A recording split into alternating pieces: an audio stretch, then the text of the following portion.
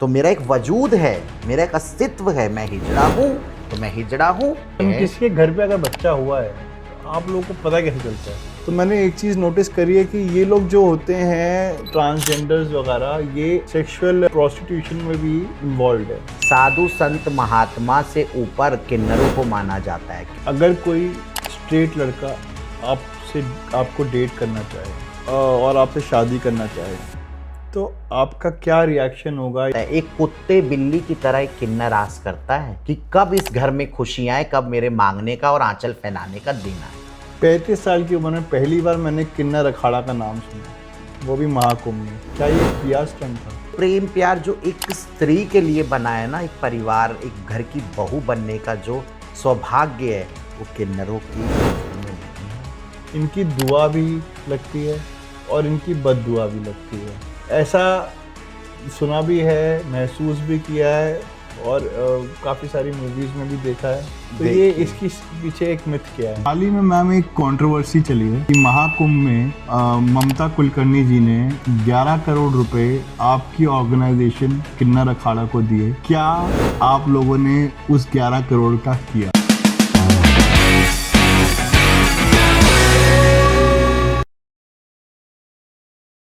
Hello दोस्तों, मैं हूं अंकित कोहली और आप देख रहे हैं अनसेंसर्ड अंकित कोहली। दोस्तों, आप मेरे टैबू टॉपिक्स का इंतज़ार करते हैं। आज मैं ऐसा टैबू टॉपिक आपके पास लेकर आया हूं जो आप लोगों की नज़र में, आप लोगों की गली में कभी ना कभी ऐसे लोग आए ही होंगे। दोस्तों, मैं बात कर रहा हूं किन्नर समाज की। ये एक ऐसा समाज है जिसके बारे में आप लोग जानना चाहते हैं, आप लोग महसूस करना चाहते हैं और आप लोगों को इसकी बारे में जानने की आवश्यकता है। दोस्तों, आज मैं आप लोगों से मिलाना चाहता हूँ एक ऐसी लेडी से जिनका नाम है वैष्णवी माँ, जो किन्नर समाज में किन्नर अखाड़े की महामंडलेश्वर हैं। आपने हाल ही में ममता कुलकर्णी जी को सुना होगा। महाकुंभ में उन्हें महामंडलेश्वर का एक डेजिग्नेशन प्रोवाइड किया।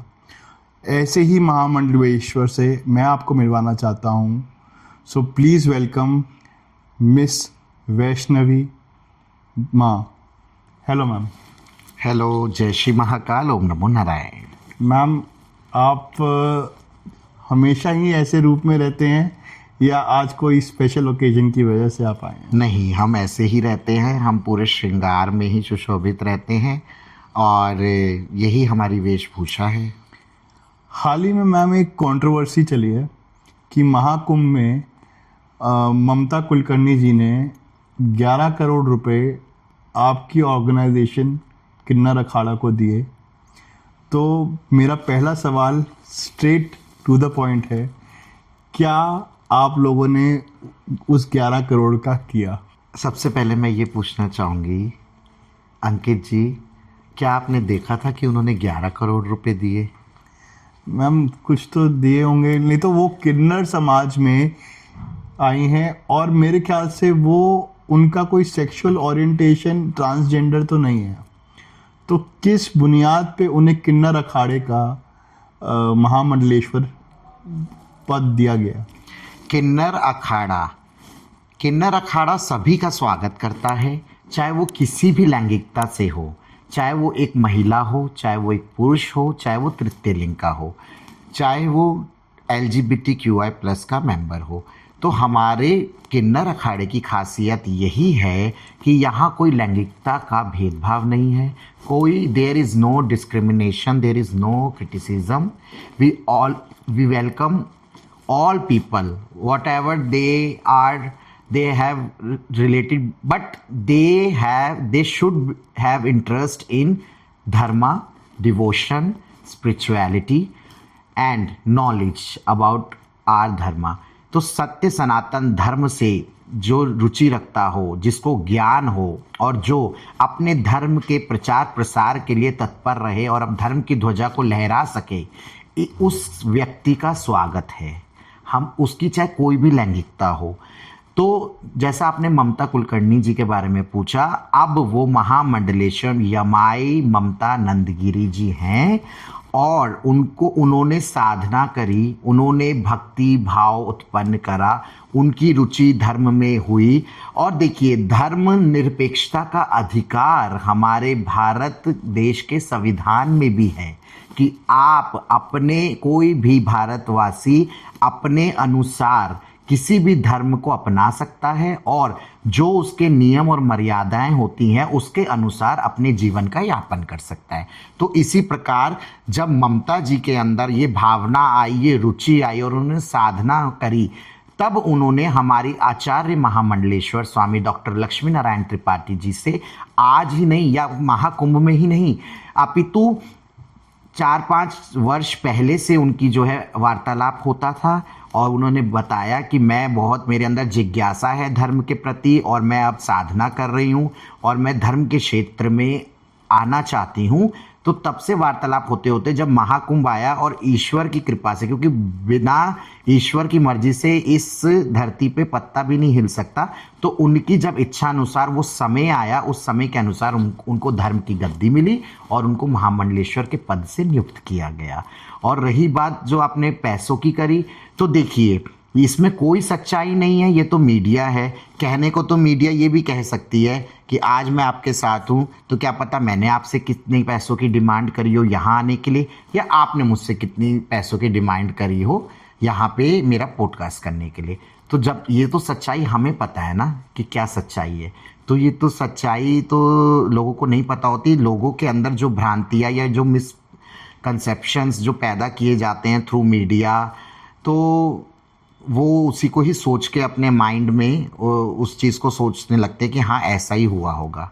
तो ऐसा कुछ भी नहीं है, ना उन्होंने कोई हमें अमाउंट दिया। हाँ, जो एक हम कोई भी मेरे को भी अगर पद मिला या बहुत सारे महामंडलेश्वर या श्री महंत को पद मिलता है जो हमारे अखाड़े के लिए, देखिए बिना पैसे के कोई चीज़ नहीं चलती है। देखिए भंडारा भी है ना, उसके अंदर कितनी सारे हमारे महामंडलेश्वर और बाहर के श्रद्धालु गणों के लिए भी भंडारा वहाँ दोनों टाइम तीनों टाइम के लिए खुला हुआ है भंडारघर। जो उसमें वर्कर्स काम कर रहे हैं उनको भी अमाउंट देना पड़ता है। जो वहाँ सफाई कर्मचारी है, साफ़ सफाई, टेंट, डेकोरेशन, लाइटिंग, कितनी सारी ऐसी चीज़ें होती हैं। हर चीज़ गवर्नमेंट से हमें नहीं मतलब कि फैसिलिटी दी जाती, तो हमें खुद भी उसके लिए जो है फाइनेंशियली खर्च करना पड़ता है। तो वो हम सब, हमारा एक जो अखाड़ा है उसके जितने भी पदाधिकारी, सेवादार, श्री महंत, मंडलेश्वर सब मिलके वो एक धनराशि को इकट्ठा करते हैं। और जब एक पद की नियुक्ति होती है तो ममता जी से भी जो एक लिमिटेड होती है वही उनसे लिया गया और उन्होंने वो दिया। तो आप तक पैसे कैसे आते हैं? आपकी सोर्स ऑफ इनकम क्या है? हमारी कोई सोर्स ऑफ इनकम ऐसे नहीं है, हमारा कोई बिजनेस नहीं है। आज धर्म की गद्दी पे जो श्रद्धालुगण आते हैं अपनी श्रद्धानुसार जो भी दक्षिणा स्वरूप में हमें भेंट देते हैं और हमसे आशीर्वाद लेते हैं, वही दक्षिणा से जो है हम लोगों का जीवन यापन होता है और उसी से चलता रहता है। तो मैम मेरा क्वेश्चन बेसिकली ये है कि जो मेल है उसके पास यूट्रस होता है और जो फीमेल है उसके पास लिंग होता है, या वाइस वर्सा? मतलब थोड़ा सा कंफ्यूजन है मेल नहीं, थोड़ा सा कंफ्यूजन है मेरे को। मेरी बात सुनिए। हाँ, LGBTQI community, L means lesbian, G means gay, B means bisexual, T means transgender। नहीं, ट्रांसजेंडर में मैं ट्रांसजेंडर कैटेगरी में ही पूछ रहा हूँ। अब मैं आपको बताती हूँ, ट्रांसजेंडर कैटेगरी में 2 कैटेगरीज हैं, trans man and trans women. Trans man वो होते हैं, पहले तो मैं आपको बताऊंगी कि एक जो हमारी मेडिकल टर्म है जेंडर डिस्फोरिया, अगर उससे कोई सफ़र होता है, मतलब I was suffering from gender dysphoria also, तो उसके अंदर आप एक अपोजिट बॉडी में बर्थ लेते हैं जिसमें आपकी सोल, आपकी फीलिंग, जिसे कह लो internally you are different and physically you are different. Biologically आप अलग होते हैं, मेल बॉडी में होते हैं। तो मेल बॉडी में तो आप मानोगे मेल बॉडी क्या होती है, उसमें लिंग ही होता है ना, मेल बॉडी में। लेकिन आत्मा आपकी जो है स्त्री वाली है, फेमिनाइन है। तो मतलब कि आप स्त्री पैदा हुई हो पुरुष शरीर के अंदर, वो हो गया ट्रांस वुमेन। और ट्रांस मैन कि आप स्त्री शरीर के अंदर एक पुरुष आत्मिक तौर पे, मानसिक तौर पे एक पुरुष भाव से पुरुष पैदा हुए हो, तो वो जेंडर डिस्फोरिया से आप ग्रसित हो। फिर आप उसको बायोलॉजिकली ट्रीट करके, ट्रीटमेंट्स के थ्रू, सर्जरीज के थ्रू उसको अपनी बॉडी को करेक्ट करते हो। अगर आप पुरुष हो और फीमेल उसके अंदर हो तो आप अपनी जो आपके जो भी जो बॉडी होती है पार्ट्स, जैसे कि ब्रेस्ट होती है, उसको रिमूव करवा देते हो। सिलिकॉन वगैरह सब और डलवाते हैं। बहुत सारी जो भी अलग अलग मेथड्स हैं, आजकल साइंस थाई बहुत से भी डेवलप हो चुकी है। और इस वैज्ञानिक तौर पे बहुत तरीके की ऐसी मशीन्स आ चुकी है, बहुत इतने क्वालिफाइड डॉक्टर हैं जो सर्जरीज के क्योंकि थ्रू सब कैंसर चीज़ के करते सर्वाइवर्स हैं। को भी काफी कुछ ये सब तरीके से मिलता है। यस, तो ऐसे ही मेल के अंदर जो है हम सर्जरीज करा के, आजकल तो लोग क्या नाम है पूरा अच्छे से उसको पूरा एक फीमेल की तरह अपने रिप्रोडक्टिव ऑर्गन को बनवा लेते हैं यूट्रस सर्जरीज भी के बन थ्रू। जाता है। यूट्रस भी आजकल लोग, हाँ, फॉरेन कंट्रीज़ में जाओ, कितनी कितनी जगहों पे ऐसे ऐसे प्लास्टिक सर्जन हैं जो बना रहे हैं। तो इसीलिए सर्जरीज के थ्रू अपने आप को करेक्ट करके फिर जो है वो अपनी लाइफ को सरवाइव कर सकता है। जो बॉलीवुड सेलिब्रिटी ट्रांस हैं, वुमेन और ट्रांस मैन। बॉलीवुड सेलिब्रिटी हैं एक जिनका नाम है बॉबी डार्लिंग। वो पहले एक लड़के थे, दिल्ली के ही बिल्कुल। हैं वो। तो उसके बाद उन्होंने अपना सेक्स चेंज कराया। यस, तो उन्होंने प्रॉपर ऑपरेशंस कराए हैं। यस, हाँ, तो बिल्कुल सही। ये जैसे आपने बोला, सबको पता है कि वो क्या नाम है अपनी उन्होंने सेक्स सर्जरी कराई और फीमेल की तरह उन्होंने अपने ऑर्गन जो है मेल वाले पूरे। उनकी आवाज भी चेंज हो गई मैम, क्योंकि मैंने हाँ, बिग तो बॉस देखा था। आजकल हर चीज़ की सर्जरीज होती है, थ्रॉट की भी होती है। अगर मैं चाहूँ अपनी आवाज़ को फीमेल वॉइस बनाना तो मैं भी सर्जरीज के थ्रू अपने थ्रॉट को चेंज करा के यहाँ पे ऑपरेशन होगा और फिर मैं क्या नाम है फीमेल वाली वॉइस बोलने और लगूंगा। मुझे अमिताभ बच्चन जी जैसी आवाज चाहिए तो मिल जाएगी। अब ये देखो सेलिब्रिटीज़ वगैरह उसकी तो उसको तो वही बताएंगे जो करेंगे इस चीज़ का ऑपरेशन। आप उन्हीं से ही यू कैन डिस्कस 7 करोड़। तो हम यही कहना चाहेंगे कि आजकल साइंस में बहुत डेवलपमेंट हो चुका है, बहुत आगे बढ़ चुकी है। जब एक मनुष्य चांद पे जा रहा है, वहाँ की मिट्टी उठा उठा के, कहते हैं ना कि एक्सपेरिमेंट के लिए बहुत सारी चीज़ें जो लेबोरेटरीज में यहाँ लाई गई है, टेक्नोलॉजी आ गई और काफी। झंडे गाड़े जा रहे हैं अपने चांद पे जाके अपने देश के। तो आज साइंस क्या नहीं कर सकती। साइंस में तो एक पूरे पुरुष को महिला बनाया जा रहा है, महिला को पुरुष बनाया जा रहा है। लेकिन ये भी है कि अगर आप चाहें, जैसे अंकित जी, कि आप लड़की बनना चाहो, अगर आप में वो शौक होगा, वो रुचि होगी, आपकी आत्मा वो होगी, तभी आप वो कदम उठा के करोगे। अच्छा खासा आदमी, मर्द जो है वो कभी नहीं बनेगा स्त्री, या अच्छी खासी जो एक औरत होगी वो परिवार में बहू बन के रहेगी, बच्चों का परिवार बढ़ाएगी, अपने पति को, अपने सास ससुर की सेवा करेगी, लेकिन वो कभी भी पुरुष नहीं बनना चाहेगी। तो ये गॉड गिफ्ट होता है, ये फीलिंग्स, ये आत्मा जो है परमात्मा ही हमें पैदा करता है, लेकिन वो एक गलत शरीर में कर देता है। तो उसको हम पूरा, हमारा वो दुख देखो, सर्जरीज में कितना पेन होता है। सर्जरीज में अपने अस्तित्व की लड़ाई, अपने अस्तित्व को और जो हम है उसको पूरे अपने जीवन को खुल के जीने के लिए, कॉन्फिडेंटली जीने के लिए, और जैसा हम आत्मिक रूप से अपने आप को मानते हैं उसको एक शारीरिक रूप से अपने आप को प्रॉपर तरीके से वो बनाने के लिए हमें ये सब चीज़ें करनी पड़ती हैं। तो सोचिए कितना दर्द और कितना पूरी ज़िंदगी बीत जाती है इंसान की। मैम आप क्या सोच रहे हो कि अगर कोई बच्चा अगर ऐसा पैदा होता है हमारे जैसा, तो क्या वो उसके माँ बाप उसको फटाफट क्या उसको सर्जरी करा के ठीक कर देते हैं? पहले उसको समझने में टाइम लगता है, कितना क्रिटिसिज्म उसको सहना पड़ता है, कितना डिस्क्रिमिनेशन उसको सह के अपने परिवार से, समाज से, फिर वो धीरे धीरे जब वो बोल्डनेस अपने अंदर लाता है, तब वो पहले तो अपनी आइडेंटिटी को खुद खोजते हुए जब उसे आइडेंटिफाई होता है, यस मैं जेंडर डिस्फोरिया से ग्रसित हूँ, या मेरे अंदर ये प्रॉब्लम है, या मेरी लाइक्स क्या है, डिसलाइक क्या है, उसको पहले वो स्टेप पे आता है। फिर उसके बाद वो मेहनत करके कुछ सपोर्टिव मेंबर्स ढूंढता है, फिर जाके वो अपने आप को सर्जरी कराता है, तो तब जाके वो एक फुल फॉर्म में आ पाता है। तो कितना लंबा एक कितना स्ट्रगल और कितना लंबा एक सफ़र करना पड़ता है, पूरी ज़िंदगी लोगों की बीत जाती है। और कई तो ऐसे लोग हैं जो अपनी आइडेंटिटी को समाज में आज भी छुपाते हुए, एक समाज के डर, अपने परिवार की इज्जत और कह लो अपने रिश्तेदारों के ताने ना सुनने पड़े, इस कारण वो विवाह भी कर लेते हैं, अपनी आइडेंटिटी को छुपा के बच्चे भी पैदा कर लेते हैं। लेकिन जो उनसे पूछो कि उनके दिल में,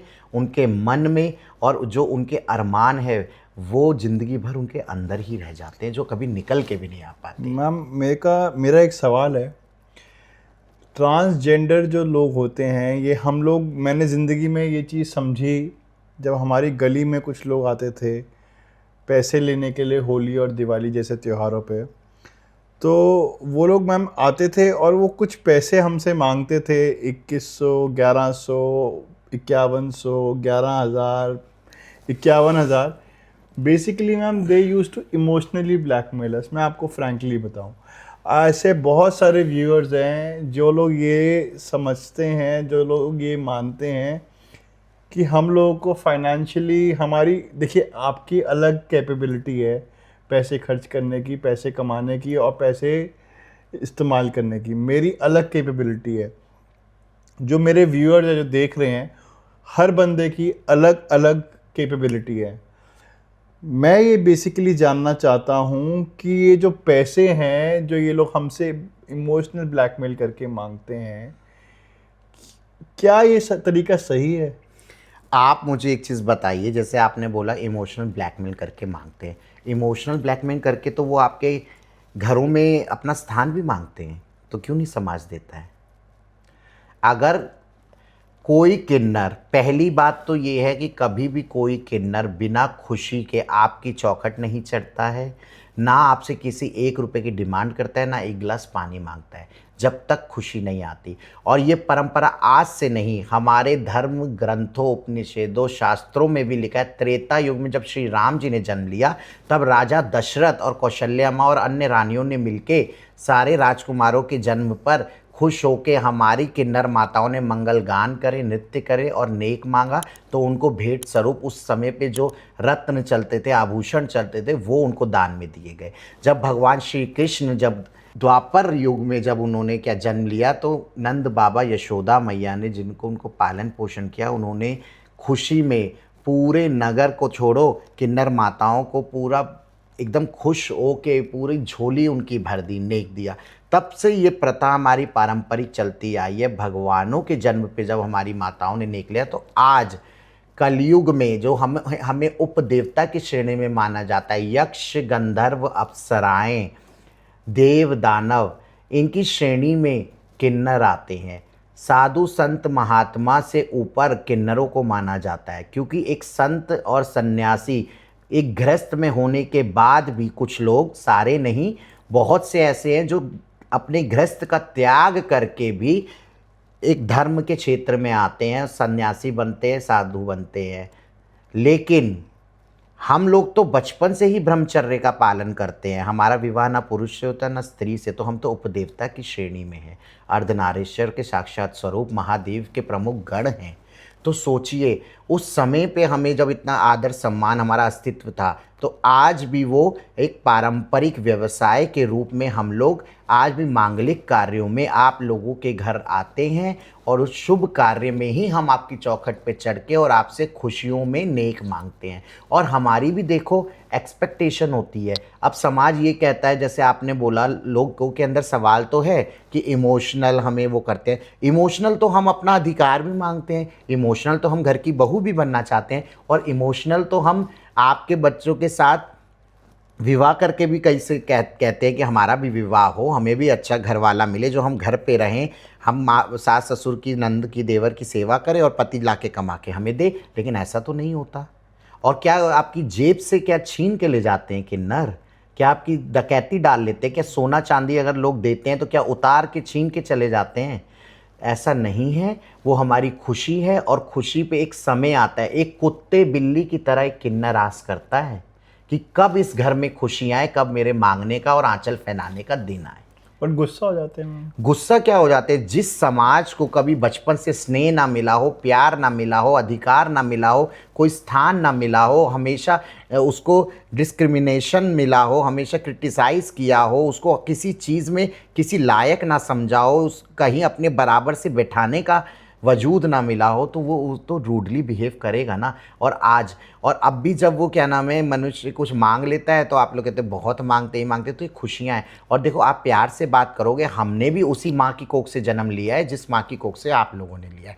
हमारे भी, हम कोई आसमान से नहीं उतरे हैं, परमात्मा ने कोई हमें ऐसे ही नहीं कि बस ला के यहाँ पे किन्नर रूप में खड़ा कर दिया। हम भी एक माँ बाप के बच्चे हैं। किसी के घर पे अगर बच्चा हुआ है तो आप लोगों को पता कैसे चलता है? देखिए पता कैसे लगता है, वो हमारा मुख्य व्यवसाय है। और देखो हर किसी को अपने ही काम में और अपने फील्ड ऑफ वर्क में कंसंट्रेट करना ही पड़ता है अगर अपने जीवन का यापन मतलब करना डॉक्टर, है। तो आप ये सोचिए, अगर आज आप बैठे हैं यहाँ पे, तो आप अपने वर्क ऑफ फील्ड के अकॉर्डिंग आप वैसे ही पर्सनैलिटीज़ को या स्पीकर्स को बुलाएंगे जो नॉलेजेबल आपको थॉट्स आपके साथ शेयर कर सके और आपके व्यूवर्स उससे नॉलेज गेन कर सके। तो जिस प्रकार से वो आस करता है कि रोजी रोजगार उसका बढ़े, दुकान पे ग्राहक आए और फिर उसका रोजी चले, तो ऐसे ही हमारा रोजी रोजगार है। किन्नर लोग अपने क्षेत्र में जाते हैं जो उनके गुरुओं द्वारा निर्धारित होता है। गुरु जो मालक होती है, मेन हेड, वो अपने शिष्य लोगों जो होते हैं उनके वो एरिया में हम जाते हैं और हम लोग घर घर देखते हैं कि किसके घर में मांगलिक कार्य है, कौन सी नई दुकान का मुहूर्त हो रहा है, या कौन सा नया घर बना है, या बच्चा जन्म लिया है, या शादी का जोड़ा लगा है। तब उसको मांगते हैं, नेक मांगते हैं, जो हमारा गायन करके, वादन करके, और फिर हम जो पारंपरिक तौर पे नेक मांगते हैं वो हमारी खुशी है।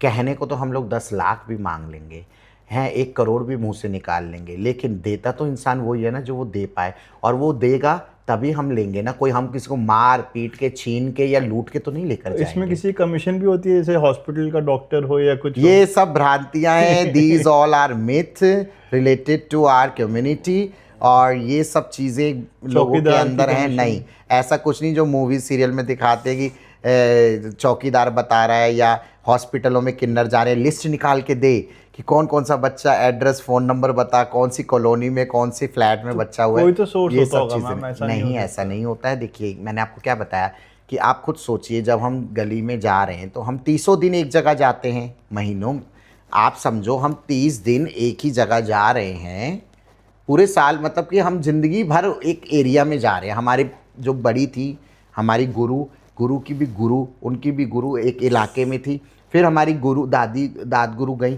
फिर हमारी क्या नाम है गुरु जाती थी, फिर गुरु के बाद आज हम जाते हैं, फिर आगे भी हमारे शिष्य लोग जाएंगे तो उसी क्षेत्र में जाएंगे। तो उस क्षेत्र में भी जनरेशन चेंज होगी, दादा दादी, परदादा दादी, फिर माँ बाप, फिर माँ बाप के बाद बच्चों की शादी, फिर उनके बच्चे। तो ऐसे ही घरों में एक हमारा पहचान है। तो हम फिर जाते कि अच्छा इस घर में तो हम 1 साल पहले शादी का नेक लाए थे, अब 9-10 महीने हो गए बच्चा हो गया होगा, या आजकल लोग लेट करते हैं तो हम बार बार उसको चेक करते रहते हैं, पूछते रहते हैं, जाते रहते हैं। और कहते हैं, आपने सुना होगा, घर का बेधी लंका ढाए। तो जैसे विभीषण ने रावण का राज बताया था कि इसकी मृत्यु कैसे होगी, भगवान श्री राम कौन सी जगह इसकी नाभि पे तीर मारेंगे तभी इसके प्राणों की मुक्ति होगी, वरना वो दशानन था, उसको मारना हर किसी के उस संभव ही नहीं था द्वारा उसको मारना। तो विभीषण था ना। ऐसे ही आप लोग ये सोचिए कि आपके भी घर के आसपास ऐसे कोई विभीषण रहते हैं जो आप ही के घर का बता देते हैं। अब हम भी कहीं जाते हैं तो आस पड़ोस वाले ही बोल देते हैं। जैसे हम पूछते हैं, दीदी मेरी बात सुनिए, यहाँ कुछ हुआ, किसी के यहाँ बच्चा हुआ, किसी के यहाँ शादी हुई, तो खुद ही वो बोल देते हैं रिश्तेदार कि, पर वो कहते हैं दीदी दीदी। हमने कहा हाँ जी, मेरा नाम मत बताना पर हुआ है। तो आप खुद सोचिए ना कि लोग ही हमें बता देते हैं ये सब चीज़ें। तो आपको ऐसे थोड़ी ना कि हम कोई, हमें सपना आ रहा है या हम कोई गुप्तचर हमारे लगे पड़े हैं, ये आप ही के लोगों द्वारा ही हमें संदेश मिल जाता है, तो हम आप लोगों से नेक ले लेते हैं। दोस्तों सावधान रहो, सतर्क रहो, पड़ोसी से बच के रहो। जी हाँ, आपको पड़ोसी से बचने की ज़्यादा ज़रूरत है, क्योंकि आप लोगों को लगता है कि आप लोगों के वो दोस्त है, लेकिन दोस्त ही सबसे बड़ा दुश्मन है। आजकल दूसरों के दुख से नहीं, अपने दुख से नहीं, दूसरों के सुख से मनुष्य दुखी है कि ये इतना सुखी क्यों है। ये सच्चाई है। लेकिन ये प्रवृत्ति को एक धर्म गुरु होने के नाते, एक धर्म की गद्दी पे बैठ के हम यही उपदेश और जागरूकता फैलाना चाहेंगे कि आप अपने आप को देखिए, अपने परिवार को देखिए, दूसरे के अंदर क्या हो रहा है, क्या चल रहा है, दूसरे के परिवारों में इंटरफेयर करना बंद करिए। बिल्कुल। तो आपका सपोर्ट इन लोगों को तो है ही। जहाँ तक कि मैम मेरी जानकारी है, कुछ लोग रेड लाइट के ऊपर भी पैसे मांगते हैं। और रेड लाइट एक ऐसा एरिया है, मेरे फादर भी, क्योंकि उनकी आदत है कि घर पे जो चेंज वगैरह या कहीं से भी कुछ चेंज वगैरह हो तो गाड़ी में ऊपर की तरफ वो कुछ पैसे रखते हैं।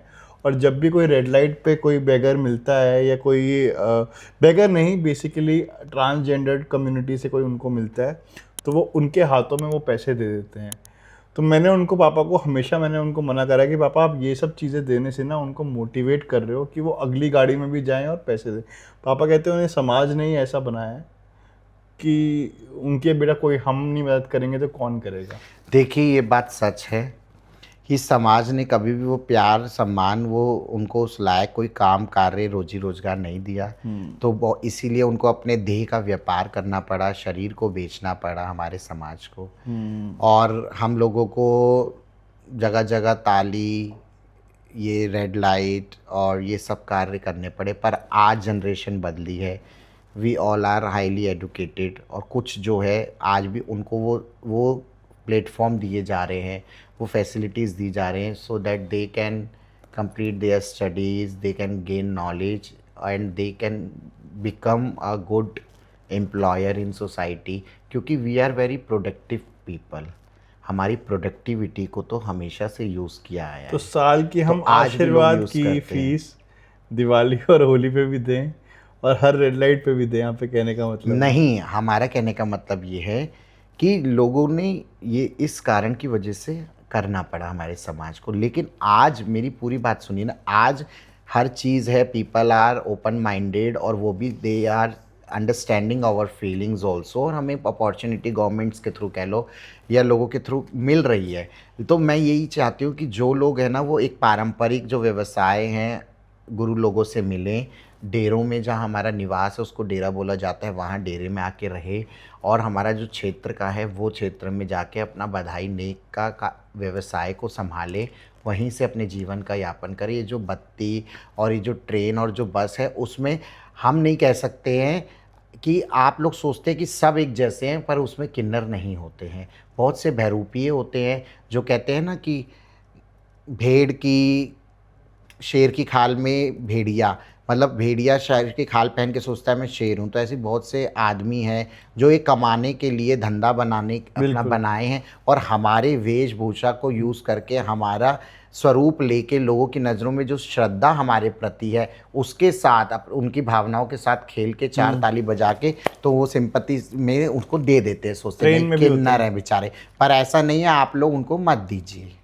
क्योंकि जो है ये क्रिमिनल्स लोग भी बहुत सारा हमारा जो क्या बोलते हैं उसे, अपीयरेंस हाँ। यूज़ कर रहे हैं।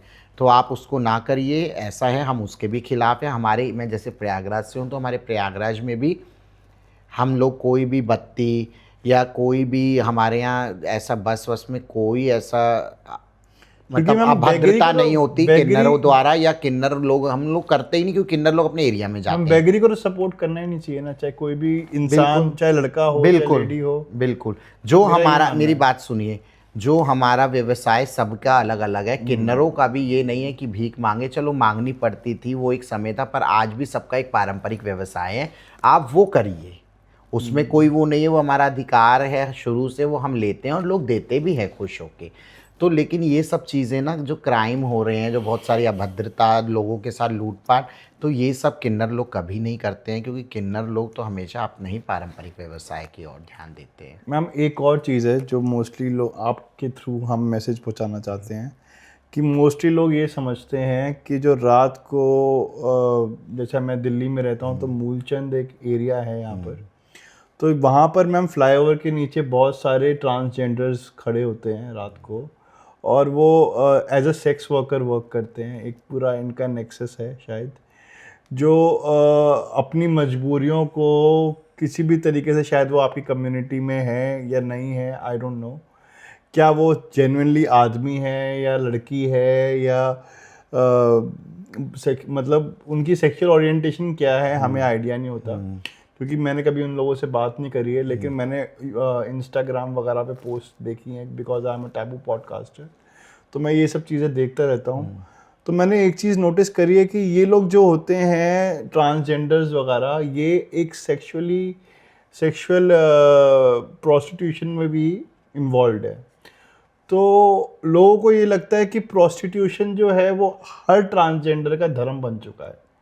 हालांकि आप एक धार्मिक गुरु हैं, आपकी जो गुरु हैं लक्ष्मी नारायण जी, उन्होंने एक पानी की ब्रांड निकाली है किन्नीर के नाम से, और वो शार्क टैंक में भी फंडिंग के लिए आई थी। आई डोंट नो उन्हें फंडिंग मिली या नहीं मिली after the round, but definitely बहुत सारे ऐसे काम हो रहे हैं। इवन एक मेट्रो स्टेशन है नोएडा में, सेक्टर 51 में, जहाँ पे जितने भी ट्रांसजेंडर्स हैं वो जॉब करते हैं, वो टिकटिंग प्लेटफॉर्म पे भी बैठते हैं। आपको आइडिया होगा कि नहीं होगा, आई डोंट नो। बिल्कुल। हाँ, तो मैम बेसिकली क्या आपका मैसेज है ये प्रोस्टिट्यूशन के खिलाफ? मेरी बात देखिए, जैसे आपको नहीं पता वैसे हमें भी नहीं पता कि वो लड़के हैं कि वो क्रॉस ड्रेसिंग करके क्रॉस ड्रेसर बन के, क्रॉस ड्रेसर होता है मतलब कि आप लड़के हो के लड़की का वेशभूषा लेके सेक्स वर्कर का काम करते हो, या आप महिलाएं हो उसके अंदर, चाहे पुरुष मिले हों, चाहे वो हो, तो हम नहीं जानते। लेकिन मैं आपको यही कहूँगी कि एक किन्नर हमेशा अपने किन्नर समुदाय की मर्यादा में ही रहता है, अपने पारंपरिक व्यवसाय के द्वारा ही नेक लेता है क्षेत्र में, अपने गुरु के नेतृत्व में। उनके गुरु होते हैं, मालक होते हैं, हेड होते हैं। और ऐसे ही धर्म की गद्दी पे आज हमें, तो हमारे धार्मिक तौर पे भी हमारे गुरु हैं, हमारे धर्म के क्षेत्र में भी हमारे अखाड़े की स्वामी डॉक्टर लक्ष्मी नारायण त्रिपाठी जी आचार्य महामंडलेश्वर हैं, और उन्होंने कई महामंडलेश्वरों का पूरे भारत देश के अंदर हर राज्य में महामंडलेश्वर से नियुक्त किया है। जो धार्मिक और अध्यात्म से जुड़े हुए लोग हैं उनको महामंडलेश्वर, मंडलेश्वर, श्री महंत, थानापति, सबको जो पद अखाड़े के अनुसार होते हैं सबको उन पदानुसार नियुक्त किया है उनके द्वारा। और जो मेरी गुरु माँ जैसे कि किन्नर समुदाय में स्वामी कल्याणी नंदगिरी जी जो महामंडलेश्वर हैं प्रयागराज की, मैं बहुत ही उनकी famous गुरु है हूँ। She is very famous, she is very beautiful also. Even are Acharya Mahamandaleshwar ji, she is also very educated and famous also. तो इन लोगों के नेतृत्व में आज मैं उन्हीं की ही कृपा से कह लो, आशीर्वाद अनुसार दोनों की, कि मैं आज आपके सम्मुख बैठी हूँ और अपने विचारों को व्यक्त कर रही हूँ, व्यूवर्स के आगे अंकित जी के प्रश्नों का उत्तर दे रही हूँ। तो ये जो सेक्स वर्कर है ना, एक बार बताइए, मान लो चलो आप कह रहे हो कि वो सेक्स वर्किंग करते हैं, तो सेक्स वर्किंग तो तब होगी ना, कोई काम, कोई प्रोडक्ट जब बिकेगा तो उसको खरीदने वाला भी तो कस्टमर होगा ना। तो आप ही समाज के लोग तो वहाँ जाते हैं, तो आप मत जाइए उनके पास, आप मत जाइए। अगर आप हमारे समाज पे कह रहे हैं कि ट्रांसजेंडर्स ने सेक्स वर्कर का काम कर रखा है, ये कर रखा है, तो सेक्स वर्कर अगर हम मान लो कोई ट्रांसजेंडर का ही, मैं मान लेती हूँ चलो वो खड़ा है, तो जब आप ही में से कोई पुरुष नहीं जाएगा तो वो कहाँ से उसका काम चलेगा? तो आप मत जाइए उसके पास, उसके खिलाफ रहिए, अगेंस्ट रहिए।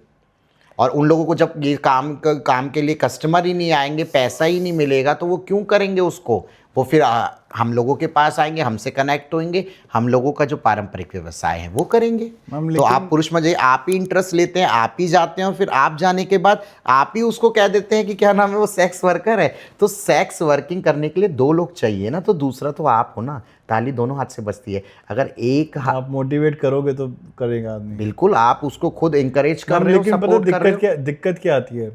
दिक्कत आप एक बात सुनिए अंकित जी, जब आप सब पुरुषों को रोक सकते हैं नहीं, तो मैं कैसे रोक सकती हूँ? इसका जवाब यही है। इससे ज़्यादा मैं क्या कह सकती हूँ? मैं लोगों को समझा सकती हूँ, गलत होने से रोक सकती हूँ। जहाँ हमारी आपको ज़रूरत पड़े मैं खड़ी हूँ, उसके खिलाफ खड़ी हूँ। मीडिया हो चाहे उस प्लेस पे जाके कि ये किन्नर गलत कर रहा है, तो मैं उसको, आजकल प्रशासन सबके लिए है, किन्नर कोई वो नहीं है। किन्नर अगर गलत होगा, क्राइम करेगा, तो प्रशासन उसके लिए भी है, लॉ उसके लिए भी है। और कोई महिला गलत होगी उसके लिए भी लॉ है, कोई पुरुष करेगा उसके लिए भी लॉ है। तो कोई गलत है, आप इसको आप बेड़ा उठाइए, आप ये सेक्स वर्किंग बंद कराइए, मैं आपके साथ खड़ी हूँ। मैम मेरा एक सवाल है आपसे, बेसिकली इसी जो आप बात कर रहे हो कि मैम हम लोग जैसे मेरे इवन घर पे आए या कहीं पे भी लोग आते हैं, किन्नर से मेरा कभी भी इनकाउंटर होता है तो एक ही चीज़ दिमाग में आती है, दुआ। इनकी दुआ भी लगती है और इनकी बद्दुआ भी लगती है। ऐसा सुना भी है, महसूस भी किया है और काफ़ी सारी मूवीज़ में भी देखा है। तो ये इसकी पीछे एक मिथ क्या है? देखिए, मिथ नहीं है, ये सच्चाई है। मिथ तो ये है कि किन्नरों को रात को जब वो मर जाते हैं उनको उनके घर में दफना दिया जाता है या उनको चप्पलें मार के ले जाया जाता है, उनकी बॉडी को कोई नहीं देखता है, जो देख लेता है वो किन्नर बन जाता है, या किन्नर लोग ज़बरदस्ती उनके पास रहोगे तो आपको किन्नर बना देंगे, या वो बच्चा चुरा लेंगे। क्या मैम ऐसा होता है कि या मारा वो जाता है तो सुनिए, ये सब मिथ है, ये सब मिथ है, ये सब लोगों के अंदर भ्रांतियाँ फैलाई गई है हमारे समाज के प्रति, मुख्य धारा के अंदर। आप मेरी बात सुनिए कि ये सब चीज़ें अगर ज़बरदस्ती, जैसे मैंने कहा कि होती है, तो ज़बरदस्ती तो किन्नर लोग फिर एक ही चीज़ क्यों ज़बरदस्ती करते हैं? वो और चीज़ें भी तो जो उनके अरमान है, वो चाह है, वो भी तो ज़बरदस्ती पा सकते हैं ना। वो और चीज़ तो नहीं पा पाते, परिवार तो पा नहीं पाते, कोई अपने जीवन साथी तो पा नहीं पाते हैं। तो क्या नाम है, बस यही चीज़ें कर पाएंगे वो। आप खुद सोचिए, ये सब भ्रांतियाँ हैं। लेकिन ये सच्चाई है कि किन्नर की आशीर्वाद दुआएं लगती हैं, क्योंकि हम उपदेवता की श्रेणी में आते हैं, हम महादेव के प्रमुख गण हैं और हमारा सीधा कनेक्शन परमात्मा से है। तो एक पुरुष एक स्त्री अगर आध्यात्म से जुड़ के भक्ति करेगा, लेकिन उसको वो फल में समय लगेगा, हमें कम समय में हमारा कनेक्शन परमात्मा से होता है और हम जिसके लिए कामना करते हैं उसकी कामनाएं संपूर्ण होती है।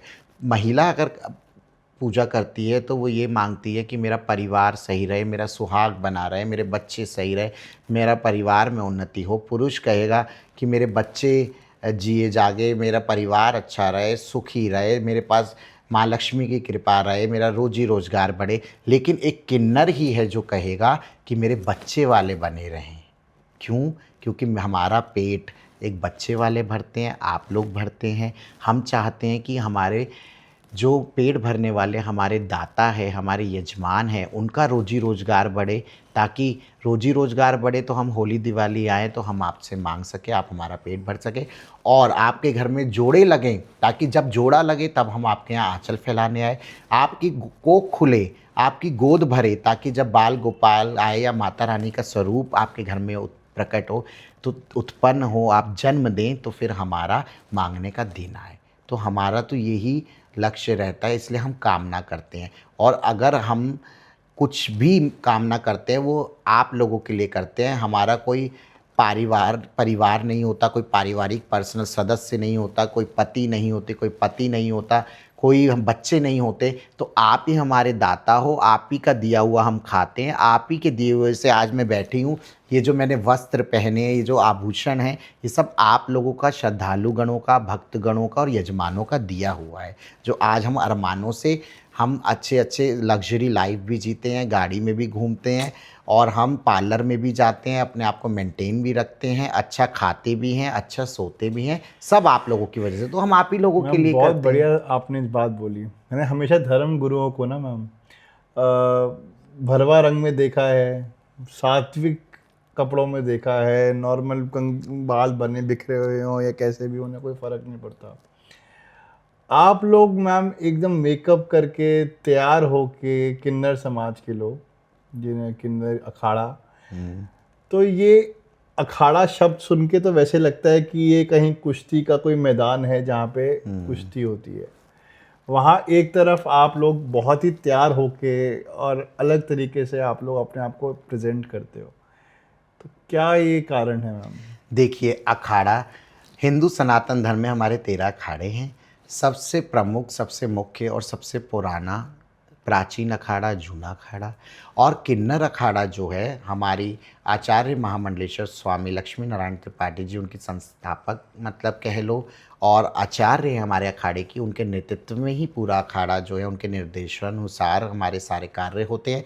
और हम आभार और बहुत ही दंडवत प्रणाम करते हैं जूना अखाड़े का हरिगिरी जी महाराज जैसे, और जूना अखाड़े के अवधेशानंद जी आचार्य महामंडलेश्वर जी और जितने भी अन्य मुख्य हमारे महाराज संत महंत एक जूना अखाड़े के, जिन्होंने हमें गले से लगाया, हमें वो अधिकार दिया, और वो उन्हीं के साथ हमारा सारे जितने भी शाही स्नान, हमारी देवत्व यात्राएं, अमृत स्नान होते हैं, जितने भी धर्म ध्वजा या नगर प्रवेश जो भी कार्यक्रम हमारे धर्म से रिलेटेड होते हैं उनके साथ होते हैं। और रही बात उसकी, सबको पता है कि धर्म के क्षेत्र में अखाड़े होते हैं जो धर्म जिनका लक्ष्य है अपने धर्म की रक्षा करना, सुरक्षा करना, धर्म की ध्वजा को लहराना और अपने धर्म का प्रचार प्रसार करना।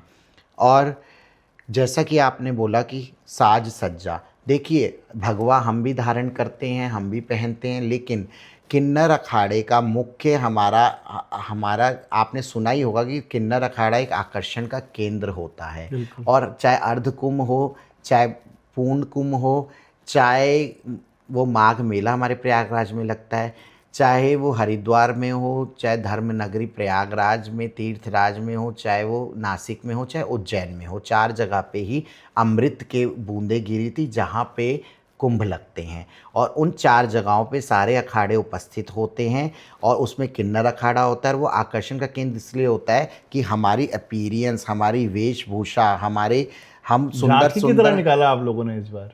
हाँ, आप लोगों ने महाकुंभ में अपना जो रैली निकाली वो एक झांकी थी, जैसे मैम एक सुंदर झांकी तो होती एक है बात ना, बताइए झांकी का मतलब क्या होता है? झांकी का मतलब एक सुंदर स्वरूप होता है।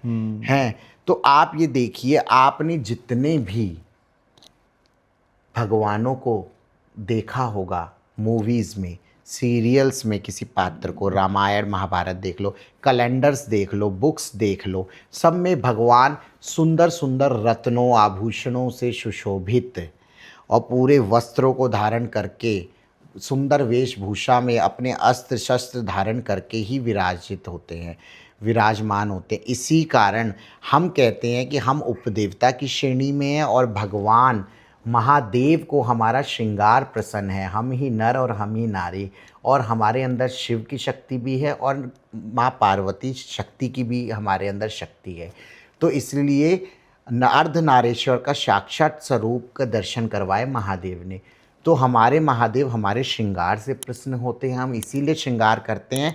और ये हमारी साधना है। जैसे अन्य साधु संत अन्य प्रकार से कई तरीके से साधनाएं करते हैं, तो हमारे अखाड़े में हमारी ये साधना है कि हम अच्छे से पूरे किन्नर अखाड़े के जितने पदाधिकारी सब लोग अच्छे सौंदर्य में एकदम स्वरूप में आके और अपने इष्ट महादेव का ध्यान करते हैं, कामनाएं करते हैं, सिद्धियां करते हैं, अपनी बहुचरा माँ को रिझाते हैं और लोगों के लिए कामनाएं करते हैं। मेरी उम्र मैम 35 साल है वैसे। पहली बार मैं ऑन एयर बोल रहा हूँ। 35 साल की उम्र में पहली बार मैंने किन्नर अखाड़ा का नाम सुना, वो भी महाकुंभ में। क्या ये एक पीआर स्टंट था? मेरी बात सुनिए, हमारे अखाड़े को पता नहीं क्यों हमेशा कंट्रोवर्सी में ले लिया जाता है। और दूसरी चीज़ ये है, आज से नहीं शुरू से ही किन्नर अखाड़ा आकर्षण का केंद्र है। और ये मैं नहीं बताऊंगी, ये श्रद्धालुगण बताएंगे कि सब कुछ होने के बाद, इतनी बातें फैलने के बाद भी रात के 2-2 बजे तक किन्नर अखाड़े में इतने श्रद्धालुगणों की भीड़ हर कुंभ या अर्ध कुंभ में हर बार अखाड़ा जब लगता है तो क्यों होती है, अब ये श्रद्धालुगणों के अंदर खुद ही बताएंगे। क्योंकि लोगों की कामनाएं पूरी होती है, जो श्रद्धा जो भावना के साथ आते हैं। ऐसे बहुत से लोग आए जिनको हमने आशीर्वाद दिया, जिनके जोड़े नहीं लगते थे उनके जोड़े लगे, जिनकी 5-5 साल से गोद नहीं भरी है, 10-10 साल से उनके भी औलादें हुई। तो वो एक कहते हैं चमत्कार को नमस्कार है, हमारी आशीर्वाद स्वरूप उनको लगा और उनको खुशी उनसे ज़्यादा हमें हुई कि महादेव परमात्मा ने हमारी सुनी और उनकी क्या नाम है घर में खुशियाँ आई। तो ये थी धर्म की बात। बेसिकली मैम आपसे अब कुछ पर्सनल सवाल पूछना चाहूँगा। अगर कोई स्ट्रेट लड़का आपको डेट करना चाहे तो और आपसे शादी करना चाहे तो आपका क्या रिएक्शन होगा या आपका क्या स्थिति होगी? क्योंकि समाज अलग है, आप अलग हो, वो अलग है। आप मेरी बात सुनिए अंकित जी, ये कभी नहीं हो सकता। लोग कहते हैं ना कि कोई चीज़ असंभव नहीं है, सब संभव है, हो सकता है। लेकिन मैं तो कहूँगी कि हमारे समाज के लिए ये होना, किसी किन्नर का किसी के घर की बहू बनना आज भी असंभव के ही अनुसार है। कैसे? हमारे समाज में हम लोगों को, हमारी भावनाओं को, हमारी आत्मा को एक खिलौने की तरीके से उनके साथ खेला जाता है। कोई भी पुरुष अगर जीवन में आता है, उस एक भावनाएं उत्पन्न होती है, एक प्यार बढ़ता है, एक मोहब्बत होती है, एक किसी मनुष्य की आदत पड़ जाती है। और चाहे वो कितने साल रहे, 2 साल, 4 साल, 5 साल, 10 साल, लेकिन एंड में हमारी जैसी किन्नरों को धोखा ही मिलता है। और वो अगर कहता है कि मैं आपसे शादी करना चाहता हूँ, तो मैं उससे पूछूंगी, क्या तुम मुझे अपने घर के अंदर, मुझे सास रूप में अपनी माँ, ससुर रूप में अपने पिता, अपने बहन भाई देवर नंद के रूप में मुझे वो हक, वो अधिकार और वो प्यार दोगे? मुझे घर की बहू बनाओगे, परिवार दोगे? पर उसका जवाब रहेगा नहीं। वो उस बातों को इग्नोर करके क्या कहेगा, नहीं बाबू, नहीं सोना, नहीं डियर, हम लोग बाहर रह लेंगे, हम लोग साथ में रहेंगे। चाहे समाज के आगे वो मुझे नहीं हाथों में हाथ रख के वो करेगा। क्यों? उसके यार दोस्त उसके ऊपर कमेंट करेंगे, अबे तुझे लड़की नहीं मिली, अबे तू ऐसा निकला, कहीं हमने ना तो तुझे कहीं कुछ और सोचा था, हमारी इतनी गर्लफ्रेंड है, तुझे किन्नर ही मिली। या तो ये समाज, और दूसरी चीज़ ये है ना कि समाज तो छोड़ो, मतलब कि वो प्रेम प्यार जो एक स्त्री के लिए बना है ना, एक परिवार, एक घर की बहू बनने का जो सौभाग्य है, वो किन्नरों की ज़िंदगी में नहीं है। हम हमेशा से अकेले पैदा हुए, अपने अस्तित्व की लड़ाई लड़ते रहे जीवन में, और हमेशा आगे भी हम अकेले रहेंगे। हमारे साथ सिर्फ हमारे समाज ही रहेगा, हमारे ही शिष्य रहेंगे, हमारे ही गुरु रहेंगे, वही हमारी देखभाल करेंगे, वही रहेंगे। इसीलिए हमारा सुहाग हमारे गुरु होते हैं। किन्नर समाज में, किन्नर समुदाय में हम अपने गुरु के ही नाम का श्रृंगार करते हैं, मांग भरते हैं, नाक कान पहनते हैं, बिछुए पहनते हैं, चूड़ियाँ पहनते हैं, मेहंदी लगाते हैं, सब गुरु के लिए। और अगर किन्नर अखाड़े में देखो तो किन्नर अखाड़े के में रहते हुए हम अपने इष्ट महादेव के लिए श्रृंगार करते हैं। लेकिन कोई भी पुरुष से हमें वो सेटिस्फेक्शन नहीं मिलती, वो प्यार मोहब्बत प्रेम वो साथ नहीं मिलता। इसीलिए ये लोगों के अंदर सबसे बड़ी भ्रांति है। कई सुनते हैं ना कि वो उसका पति है या वो पति पत्नी तरह रहते, नहीं। आप सपोर्टिव मेंबर की तरह रह सकते हो, आप अच्छे फ्रेंड रह सकते हो, अच्छे सपोर्टर बन सकते हो, समाज में आपकी हेल्प कर सकते हैं। लेकिन आप अगर ये मुझसे कोई भी आपका सवाल है, कहे कि मैं आपसे शादी करना चाहता हूँ, तो मुझे पता है कि वो मुझे वो पूर्ति नहीं कर पाएगा मेरी भावनाओं की, मेरे सम्मान की, जो कि वो मेरा पति बन सके या मैं उसकी पत्नी बन सकूं।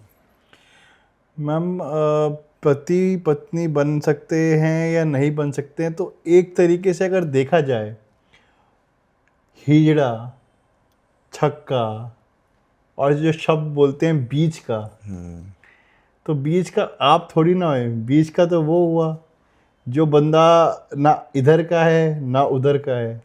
ये छक्का, हिजड़ा, बीच का, ये सब को लोगों के अंदर ज्ञान ही नहीं है ना, तो लोग ऐसे शब्दों से संबोधित करते हैं। आप ये सोचिए, हिजड़ा तो बहुत पवित्र शब्द है, किन्नर तो बहुत पवित्र है, वो उपदेवताओं की श्रेणी में किन्नर। और सोचिए हमारे धर्म शास्त्रों के अंदर कितना बड़ा महत्व, भीष्म पितामह को शैया पे लिटाने वाले शिखंडनी वो किन्नर। आप खुद सही कह रहे सोचिए हो। इस बात को, हैं? आप ये सोचिए, अगर मोहिनी अवतार भगवान विष्णु ना लेते तो आज वो देवताओं को अमृत का पान कैसे होता, राक्षस दानव और देव के बीच में देव दानव के क्या हाल होता, क्या ये संसार वो क्यों भूल जाता है, वो क्यों भूल जाते हैं ये लोग जो आज हमें कहते हैं। और रही बात, कहते हैं कि हिज्र करना, यानी कि हिजड़ा एक समुदाय है जो भक्ति भावना से परिपूर्ण है, जो कि ईश्वर के बहुत करीब है। तो ये गालियां नहीं हैं, ये तो बहुत पवित्र शब्द हैं, एक समुदाय हैं, पर लोगों को ज्ञान नहीं है ना, लोग गाली गाली की तरह इस चीज़ को यूज़ करते हैं। आप लोग इसको एक तरीके से बिल्कुल, हम इज्जत से कहते हैं मैं हिजड़ा हूँ। तो हिजड़ा क्या होता है? एक समुदाय से जुड़ा हूँ, मैं भी गुरु की शिष्या हूँ, मेरी एक गुरु है, मेरे क्या नाम है शिष्य लोग हैं, तो मेरा एक वजूद है, मेरा एक अस्तित्व है, मैं हिजड़ा हूँ, तो मैं हिजड़ा हूँ। पर लोग सोचते हैं कि हिजड़ा एक गाली है, हिजड़ा एक व्यक्तित्व है, हिजड़ा एक इंसान है। नहीं, हिजड़ा सोच है। हिजड़ा तो एक समुदाय है। हिजड़ा तो आपका एक आपकी पहचान है। जैसे एक औरत कहती है मैं सुहागिन हूँ। मैं अगर अग्रवाल फैमिली से निकली और कोई भी, मैं एक किसी उस पे नहीं कह रही समाज सरनेम पे, मतलब एक मैं उदाहरण देने का प्रयास कर रही हूँ। मान लो ब्राह्मणों में अगर मैं त्रिपाठी फैमिली से निकली और मैं पाठक फैमिली में गई तो उसका सरनेम भी चेंज हो गया। तो क्या है, वो उसके अंदर एक वो है कि मैं इसकी पत्नी हूँ, ये मेरे ससुर जी हैं, और मैं क्या नाम, अब ऐश्वर्या राय जी अगर उसमें गई तो वो कहीं ना कि अमिताभ बच्चन मेरे ससुर है, अब मैं बच्चन फैमिली की बहू हूँ, है ना, उनका अस्तित्व बना ना। भाई आप भी तो किसी धर्म ऐसे से ही तो हो गई। तो ऐसे ही हम मैं कहती हूँ कि मैं कल्याणी माँ छोटी नायक जी जिनका नाम है, मैं उनकी चेला हूँ, वैष्णवी जगदम्बा नंदगिरी किन्नर अखाड़े की महामंडलेश्वर हूँ। आचार्य महामंडलेश्वर स्वामी लक्ष्मी नारायण त्रिपाठी जी, उनके अखाड़े की महामंडलेश्वर, उनकी शिष्या, उनकी नातिन मैं वैष्णवी जगदम्बा नंदगिरी हूँ, और मैं अपनी गुरु की शिष्या हूँ, मैं हिजड़ा हूँ। तो ये मेरा अस्तित्व है, मैं किन्नर हूँ, ये मेरा अस्तित्व है। तो लोगों को समझना चाहिए पहले कितनी प्यारी बात कही आपने। कि किन्नर तो हमारा समुदाय है, मेरा अस्तित्व है, मैं उस अस्तित्व से जीती हूँ कि हाँ मेरी गुरु है कल्याणी माँ, और मेरी अखाड़े की मेरी आचार्य जी हैं लक्ष्मी नारायण त्रिपाठी माँ जी, और हम क्या नाम है, मैं उनकी शिष्या हूँ, और मेरे भी आगे जो शिष्य हैं वो भी इस चीज़ को हमारा एक गर्वान्वित तौर पर इस चीज़ को महसूस करते हैं। तो आप खुद सोचिए कि जिसको आप गाली दे रहे हो पहले उसको अच्छे से समझिए, ज्ञान लीजिए, बाद में उन शब्दों का इस्तेमाल प्रयोग कीजिए। करिए। बहुत बढ़िया। दोस्तों ये था एक टैबू पॉडकास्ट जिसमें आज माँ वैष्णवी ने अपना पूरा दिल खोल के धर्म को साइड में रख और के एक चीज़ मैं और कहना चाहूँगी, आपने छक्का हिजड़ा ऐसे तो लोग कहते हैं बीच का, तो बीच के तो हम है ही कैसे? एक तरफ है परमात्मा, एक तरफ है मनुष्य, और उन दोनों को किसी आत्मा को परमात्मा तक मिलाने का जो माध्यम है उसे बोलते हैं बीच के, जो रास्ता है वो हम हैं, इसीलिए हम हैं बीच के। इसीलिए आप कहते हो बीच के, तो आप कहते रहो, हम तो खुद कहते हैं कि हम बीच के। ना हम आप लोगों की तरह स्त्री और पुरुष हैं, ना हम परमात्मा हैं, लेकिन हम परमात्मा की भक्ति और आप लोगों की कामनाओं को उनकी तरफ पहुंचाने वाले बीच के हैं। अगर आपको ये पॉडकास्ट अच्छा लगा हो तो प्लीज़ हमारा चैनल लाइक करें, सब्सक्राइब करें और शेयर करें। किन्नर समाज के बारे में आज जो हमने बातें करी वो बहुत दूर तक जानी चाहिए।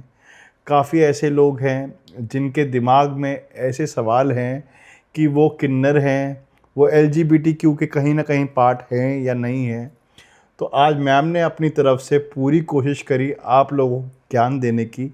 धर्म को साइड में रखते हुए उन्होंने अपनी पर्सनल ज़िंदगी के बारे में भी बहुत कुछ बताया। उन्होंने किन्नर समाज में किन लोगों को एक्सेप्ट करना चाहिए, किन लोगों को नहीं एक्सेप्ट करना चाहिए, उसके बारे में भी बताया। मैं ये चाहता हूँ कि आप लोग डिसाइड करो इस पॉडकास्ट से कि किन्नर समाज को कितनी इज़्ज़त देनी चाहिए, कितना सम्मान देना चाहिए, और मेरा पॉडकास्ट दूर दूर तक शेयर करो कि लोगों को सच पता चले किन्नर समाज के बारे में।